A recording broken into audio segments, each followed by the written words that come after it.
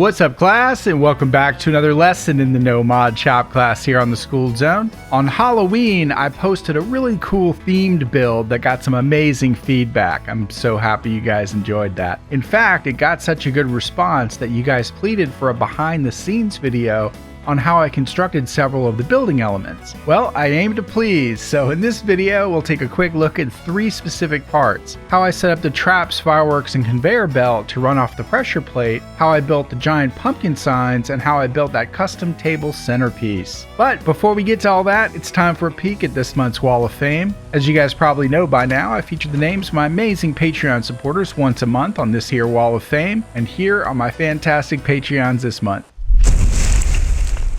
I really want to thank you all for helping me get a little closer to doing YouTube full time. We're over halfway to the next goal where I can upgrade my Xbox, buy a PS4, and a better capture card.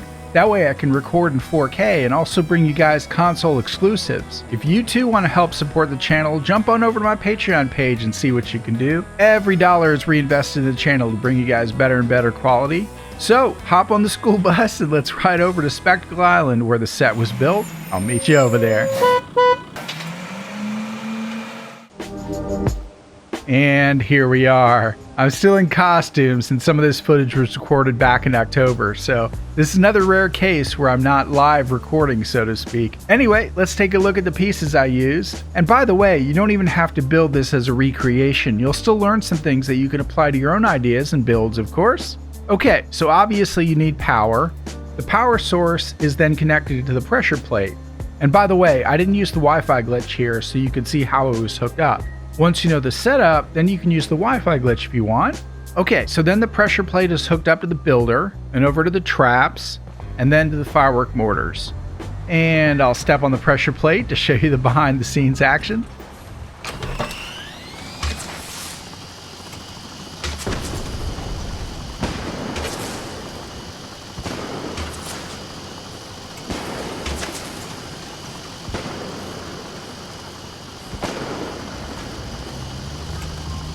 And of course, once you know how they're hooked up and their order, then you can move them around to wherever you want, reattach them.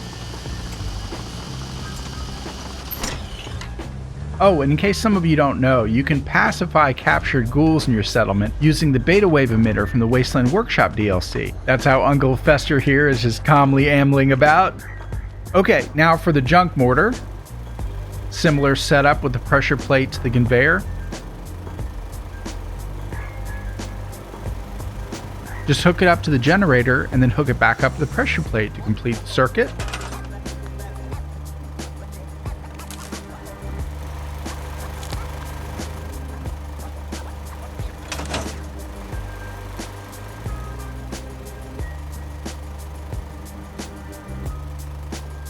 But this time we have a target switch, so that way I can activate it from a distance. And I added a switch there that was always on, so I didn't have to mess with logic gates.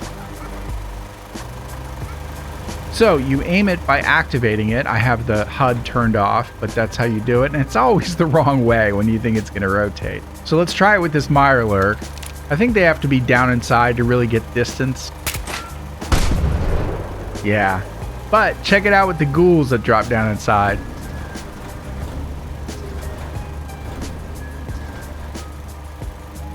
Obviously, that'll take some precision placement with the conveyor to get the distance perfect so they'll fall right in.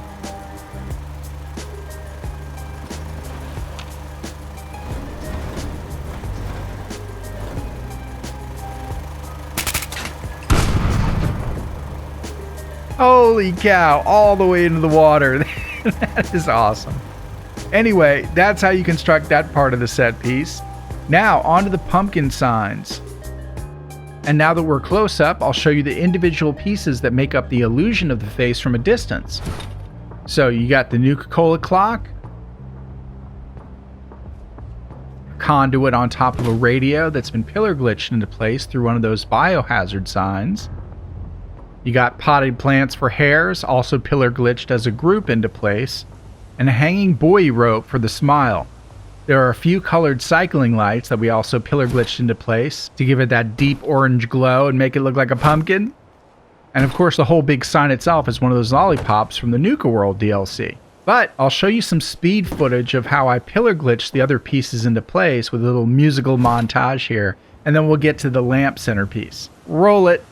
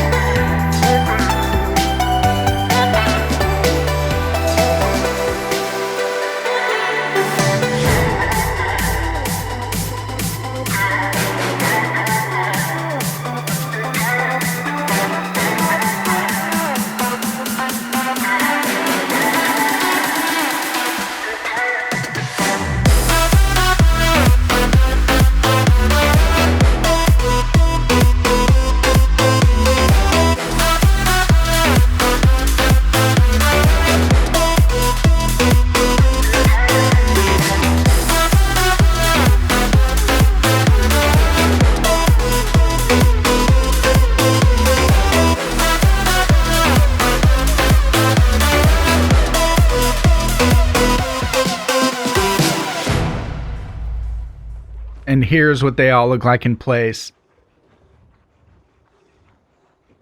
Now the other pumpkin signs were made the same way with just different pieces.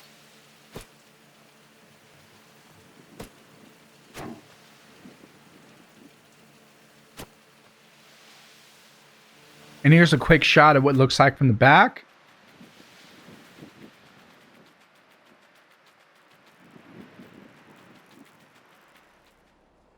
And now to the witch's crystal ball cauldron concoction. Pretty cool with the way the cycling lights stack up like that. All this can be done with many of the lessons I've shown you, so I'll do another quick music montage and show you how this was pieced together.